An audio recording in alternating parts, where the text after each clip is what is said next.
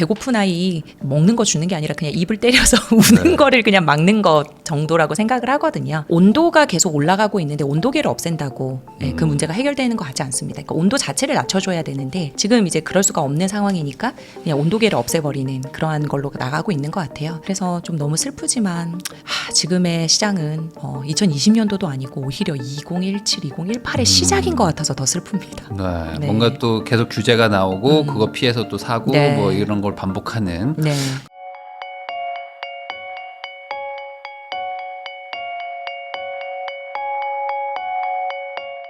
풀팩의 대출력 유튜브 채널 운영하고 계시는 풀팩님하고 지금 대출 이야기 좀 나눠보고 있는데요.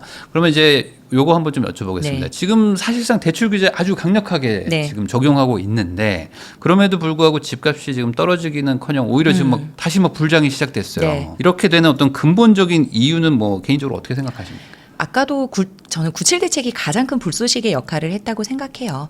그러니까 그럴듯한 그리고 항상 우리가 가고 싶어 하는 곳에는 공급이 이번 정부 내에는 없구나라는 그러한 게 너무 시그널이 명확했고 그리고 조금 기다리다 보면 재건축 재개발의 속도가 올라갈까? 그것도 아니었고 사실은. 그러면 오히려 기다리고 있으면 공공임대나 이런 공공으로 들어가야 되는 게 아닐까라는 불안감만 조성이 되었기 때문에 지금 청약 경쟁률이나 이런 것만 봐도 엄청나잖아요. 그러니까 시장의 그런 반응을 알 수가 있는데 이렇게 이제 이번 정부뿐만이 아니라 그 다음 정부에도 사실상 지금 많은 공급이 착공이 제대로 되지 않는다라고 하면 계속 오를 곳은 계속 갈 수밖에 없지 않나. 이미 강남의 상방이 열려 있는 상황에서는 이 상황을 막을 수는 없는 것 같아요. 그러니까 강남에서 찍어주는 신고가가 조금 멈춰줘야 되는데 오히려 저는 개인적으로 좀 규제가 좀 나왔으면 좋겠다 이렇게 생각이 들 정도로 강남에 지금 신고가가 잡히지 않고 있단 말이에요. 그러면 나머지 이제 동네에서 뭐 형님 따라간다 이렇게 갯매우기 장이 시작될 수밖에 없잖아요. 그러니까 올림픽 파크 포레온 같은 경우에 어포삼이라는 단어가 생겼습니다. 어차피 포레온은 30억이에요. 네. 진짜 그렇게 해서 이제 올림픽 파크 포레온이 13억의 분양가를 시작으로 30억까지 찍었는데 이게 급격한 하락장을 맞을 것인가? 오히려 이번 정부 내에 40억이 되지 않을까? 이런 걱정들도 많아요. 왜냐하면 또 잠실 시세도 따라가게 되어 있잖아요. 그러니까 이게 강남에 큰 이제 반포라든지 이런 쪽에서 신고가 경신을 막지 않는 이상 아래에서 갯매우기 현상으로 따라가는 게 자연스러운 현상일 것 같고 사실상 그거를 누가 받아줄 사람이 없느냐라는 건 또 다른 문제인 것 같아요. 왜냐하면 이게 거래량이 많은 거래량을 동반되지 않더라도 신고가는 한 건 두 건이라도 그게 신고가가 돼버리기 때문에 밑에 가격을 바로 받으려고 하지도 않고 만약에 그러면 매물이 많이 쏟아져서 즉 매도자가 급해서 매물을 많이 던져야 되는데 또 그런 시장도 아니고 막상 임장 나가보시면 아시겠지만 오히려 매도자가 지금 매물을 걷어들이고 있는 시장이잖아요. 그러니까 매물은 없고 수요는 많고 이러다 보면 당연히 공급은 없고 가격이 상승할 수밖에 없는 그런 구조인 것 같습니다. 예. 그래서 이제 이게 뭐 마포, 성동, 과천, 분당 또는 동작, 강동, 광진 등등 해서 어디까지 번져 나갈까, 얼마만큼의 상승 여력을 가질까가 문제지 이 흐름이 멈춘다 그렇게는 생각 안 들고요. 세금 같은 경우가 이제 뭐 보유세 강화라든지 양도세 중과 유예 같은 게 이제 안 되면서 더 강력해지고 플러스에서 대출이 조금 첨가되는 방향으로 좀 더 가지 않을까 이렇게 보여지고 있습니다. 안타깝지만. 네. 제가 뭐 특정 지역을 말씀을 드릴 수는 없지만 지금 뭐 로얄동이 9억 7천에 나왔고 좀 저층이 9억 5천 정도 나온 데가 있었는데 로얄동이 9억 7천에 거래가 딱 되니까 바로 이 저층 매물들이 다 9억 7천으로 다 올라갔어요. 그리고 그 로얄동이 이제 10억으로 다시 올라가는 그러니까 그런 일들이 지금 일어나니까 말씀하신 것처럼 그 거래량이 작아도 결국에 신고가가 하나 나와버리면 내 것도 비싸졌구나라는 그 효과가 생기는 거잖아요. 그게 문제인 것 같아요. 그러다 보니까 좀 거래량이 좀 이렇게 순환이 많이 되거나 하면 그래도 좀 이렇게 하나만 톡 튀고 다시 좀 내려갈 그렇죠. 텐데. 그러니까 매물이 많으면 고를 수 있잖아요. 내려 있는 저 매물 잡을래 굳이 저 신고가가 아니라 이렇게 생각할 수 있는데 그런 시장이 아니다 보니까. 그러니까 그 말은 반대로 얘기하면은 결국에 이제 고가 주택들부터 다 지금 보유자들이 이렇게 적체되어 있으니까 내가 이걸 판다고 해도 뭐 갈 수가 없으니까. 맞아요. 그러니까 마포나 성동도 계속 이제 신고가를 경신할 수밖에 없는 게 강남이 토지거래 허가구역으로 묶여서 전세 끼고 사둘 수가 없단 말이에요. 그럼 여기서는 더 이상 움직일 필요가 없는 거잖아요. 사실상 갈아타기의 의미가 없으니까. 그러니까 사실상 급한 매물도 없고 오히려 지금 이거를 팔고 강남으로 진입하려는 그런 수요는 오히려 적다. 토지거래 허가구역 때문에. 그래서 여기가 이제 토지거래 허가구역 묶이기 전에 들어오려는 수요가 오히려 많다. 이렇게 보여지고 있습니다. 그 요번에 서울시에서 이제 토지거래 허가구역을 1년 3개월을 더 연장하면서 내년 말까지 연장을 해놨잖아요. 네. 그리고 뭐 당장은 추가로 더 지정하진 않겠다고 했지만 다들 뭐 마포나 성동 이런 데들 다음은 뭐 여기다라고 하고 있는데 네.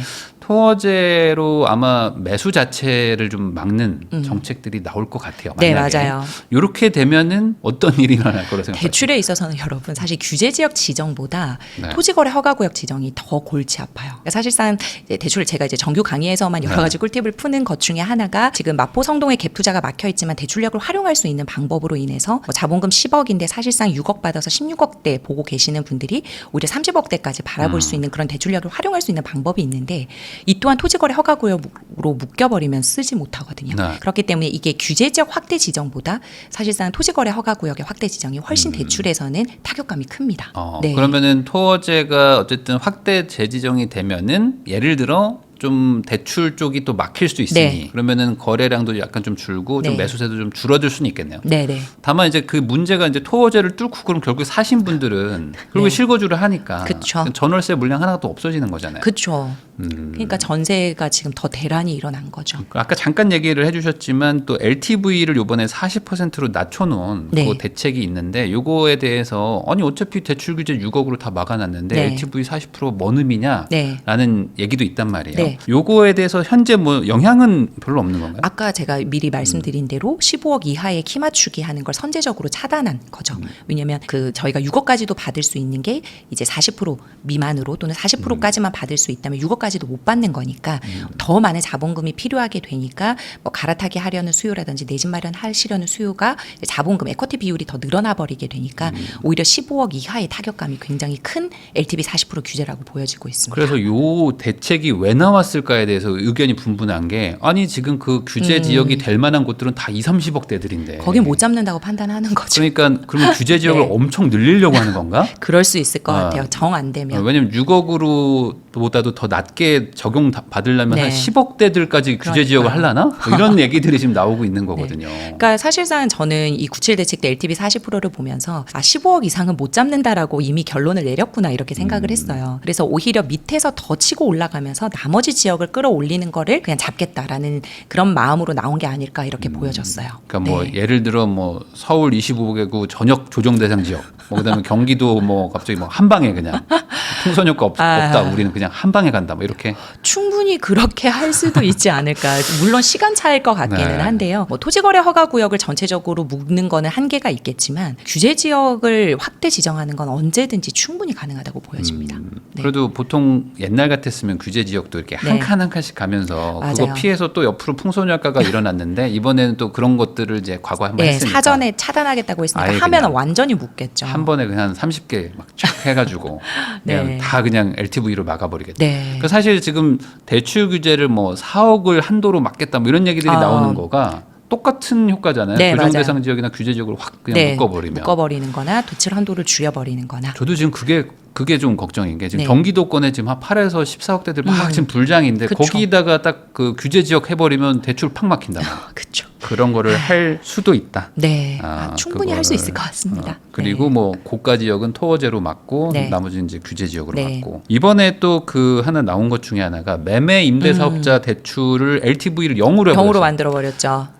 이거 지금 이 시장에 지금 어떤 영향인지 한번 얘기해 주세요. 이게 사실상으로 매매 임대사업자 대출은 경락잔금 대출에서 많이 사용을 하셨거든요. 그러니까 왜냐하면 우리가 경매 같은 경우에도 개인 대출로 풀 것인지 아니면 매매 임대사업자 대출로 풀 것인지가 좀 나눠져 있었는데 개인 대출이 워낙 총량도 그렇고 DSR 규제 때문에 많이 막혀 있다 보니까 이제 이런 매매 임대사업자 대출이 규제 지역에서 DSR 보지 않고 30% 그다음에 네. 비규제 지역에서는 60%까지도 나왔단 말이에요. 근데 이게 완전히 막혀버린 그러니까 시설자금 대출 자체가 막힌 건데요. 이 매매 임대 사업자의 또 전세 반환 이런 생활안전 자금격의 그러한 운전자금 형태는 남아 있습니다. 근데 이 매매 사업자의 대출은 이제 잔금 대출이 막혔다 이렇게 보면 되기 때문에 네. 이 경매에서 이제 매매 임대 사업자 할 때도 전입의무가 생겨버리는 거고 6억의 한도 제한이 있어버리니까 경매 시장도 얼어붙는 거죠. 그러니까 경매로 낙찰을 네. 받는데 실거주 의무를 하라면 해버리니까. 누가 하라는 거예요 경매를. 네. 그러니까 이렇게 되면은 사실상 또 다시 매물, 그러니까 임대 매물인 거죠 이제는 네. 전월세 매물이 또 줄어드는 효과로 막 자연스럽게. 그러면 지금 경매로 낙찰을 받았다. 네. 그러면 대출이 지금 어려운 건가요? 현실적으로? 대출이 그래서 여러 가지 사실은 상품이 있어요, 여러분. 그 앞에 법원에서 보면 이렇게 찌라시 맞아요. 같은 거지 주시는 분들 보면 굉장히 다양한 상품들이 있거든요. 이제 보면은 또 이제 나한테 맞는 대출 상품을 만날 수도 있으니까 이제 그분들이 사실 불법적으로 활동하시는 분들은 거의 없어요. 그래서 보시면서 사실상으로는 좀 개별적으로 보시는 게 훨씬 꿀팁이 될 것 같아요. 어떻게든 뭐 또 방법은 있다. 네, 방법은 있는데 그게 지금 있는 상황에서 뭐 합법적인 방법이라기보다는 조금 이제 약간 편법적인 변칙적인 그러한 경락자금 대출의 상품도 조금 있는 걸로 알고 있습니다. 왜냐하면 경매 시장도 돌아가야 되잖아요. 네. 이것도 어쨌든 빚 문제를 해결을 해결해야 하려고 되니까. 지금 국가가 운영하는 시스템인데 이걸 마비시킬 수는 없으니까 네. 어쨌든 이것도 약간 좀 변칙적인 거라도 어떻게든 지금 네. 하고는 있지만 네, 네. 공식적으로는 지금 막혀 있는 있습니다. 상태다. 그 정책 자금 대출 쪽은 지금 어때요? 정책 자금 대출도 사실 총량에 다 포함되어 버리니까 사실 이 DSR 도입이 된다 안 된다라는 뜨거운 감자인데 지금은 여전히 DTI 즉 이자 상환 능력만 보고 이제 대출이 나가고 있는데 디뉴돌 대출 같은 경우에도 총 이제 2억 5천까지 받을 수 있었던 게 2억 원으로 낮아졌고 신생아 특례 같은 경우에도 9억 원까지 주택 가격을 형성하고 있는데 최대 5억까지 받을 수 있는 게 4억까지로 낮아졌기 때문에 자본금이 어느 정도 있지 않은 이상 이 정책자금 대출을 받아서 내 집 마련하는 것도 굉장히 예전보다 많이 힘들어졌습니다. 근데 만약에 여기에 DSR까지 도입이 된다라고 하면 사실상 좀 소득이 높거나 부채가 적은 분들 위주로밖에 갈 수가 없는 시장이 돼버리니까 그러니까 DTI와 DSR의 차이인 거거든요. 지금 정책자금 대출은 아직까지는 DTI만 보고 있어요. 네. 그러면 이게 원리금을 같이 갚아야 되는 부담과 이자만 갚아야 되는 부담은 굉장히 크거든요. 예를 들어서 연봉 3천만 원인 분이 1금융권 은행에 가면 2억 원의 대출도 잘 안 나와요. 네. 근데 정책자금 대출 같은 조건이면 3억 원 이상도 받을 수 있는데 지금 디뉴돌 대출 같은 경우에는 총량이 2억으로 묶여 있으니까 2억까지밖에 안 나오는 거고 약간 이런 식으로 형성이 되거든요. 그래도 DSR 보는 것보다는 DTI 보는 게 훨씬 대출 한도를 많이 가져갈 수 있는데 이게 은행 재원 대출처럼 DSR로 된다라고 하면 소득이 좀 낮은 분 그리고 이런 진짜로 서민 실수요자분들이 내 집 마련하기가 굉장히 더 어려워지겠다. 현재는 DSR에 대해서는 뭐 확정된 바 없다 정도인 거고 여전히 뭐 그런 얘기들은 없는 거죠. 나오고 있죠. 충분히 뭐 이 정책자금 대출에도 DSR 도입의 여부가 논의될 수 있다, 도입될 수 있다라는 식으로 계속 논의는 되고 있는 걸로 알고 근데 있습니다. 이거 되면은 또 뭐 반발이 심할 것 같은데. 그쵸. 그냥 한도가 또 엄청 줄어드는 거잖아요. 그쵸, 그 분들 그쵸. 입장에서는. 네.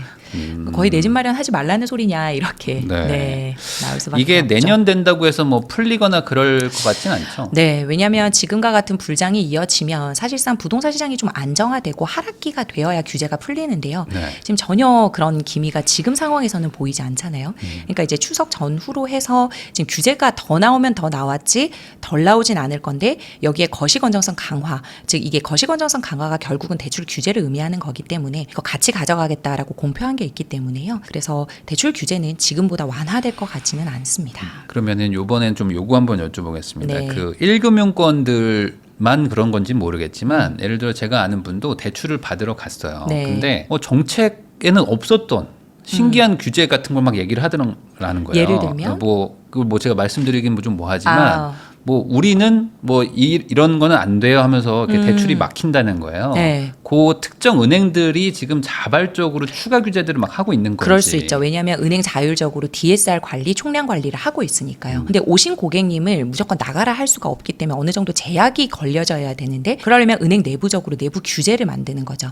예를 들면 우리 은행은 이 정도 이하의 금리는 형성하지 않겠다. 또는 MCI, MCG 같이 반공제를 무조건 하고 이제 그 보험 상품을 가입을 안 시켜주는 거죠. 그래서 대출 한도가 많이 줄어들 텐데 괜찮으세요? 약간 이런 식으로 해서 우회적으로 대출을 못 나가게끔 많이 못 나가게끔 이런 형성하는 경우도 많고. 그러니까 해주기 싫다라고 말할 수는 없으니까 네. 뭐 이런저런 게 막 덕지덕지 붙는 네, 거군요. 네. 사실상 안 해주겠다는 그런 네, 걸로. 약간. 그거는 약간 이미 우리는 이번 올해 연도 총량 다 했다. 네, 그렇죠. 이런 느낌인 거죠. 네. 그러면 이게 좀 은행마다 지점마다 좀 다를 수도 많이 다를 수 있죠. 있겠네요. 네, 은행 자율적으로 총량 관리, DSR 관리가 시행될 수 있으니까. 그래서 네. 금융 소비자분들만 불편해요. 발품을 하도 팔아야 되니까. 그러니까요. 네. 이게 지금 다 가봐야 되니까 네. 이것도 좀 어려움이 있는데 그러면은 만약에 네. 그냥 대출 규제가 더 강화된다고 얘기를 이제 어느 정도 예상된다고 하셨으니까 네. 뭐 정부가 그렇게 한다는 게 아니라 추가로 만약에 하면 뭐 이런 것들 나오지 않을까라는 건 뭐 있으세요? 말하면 그렇게 될까봐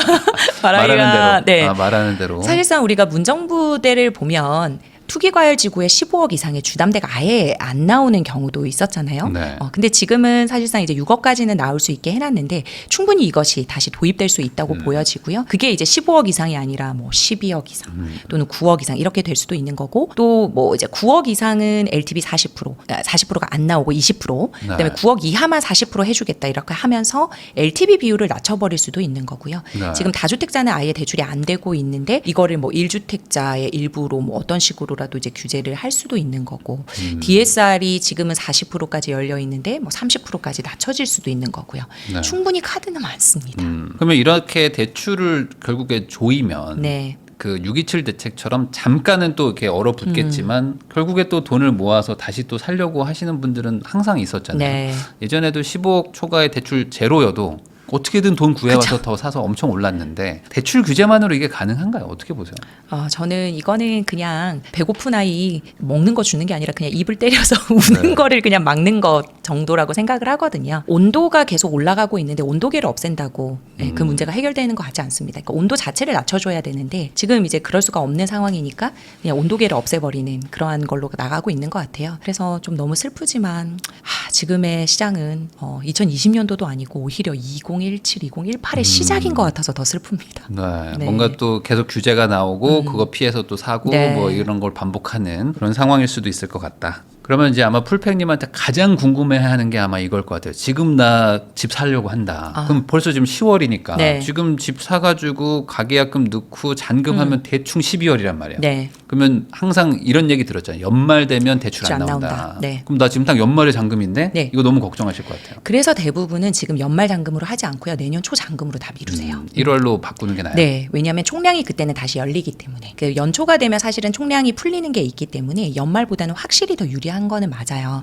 그래서 지금은 아예 접수 자체도 안 받잖아요. 근데 내년 되면 1월 잔금권 해서 아마 12월에 열릴 은행들이 많이 보이거든요. 네. 네, 그래서 이제 아직까지는 그러한 은행들이 다 막혀 있는 상황인데 왜냐하면 주택담보대출 자체가 잔금일 기준으로 보통 2개월 전에 받기 때문에 지금 접수권이 들어가면 보통 연말 잔금이기 때문에 안 받고 있는 거고 네.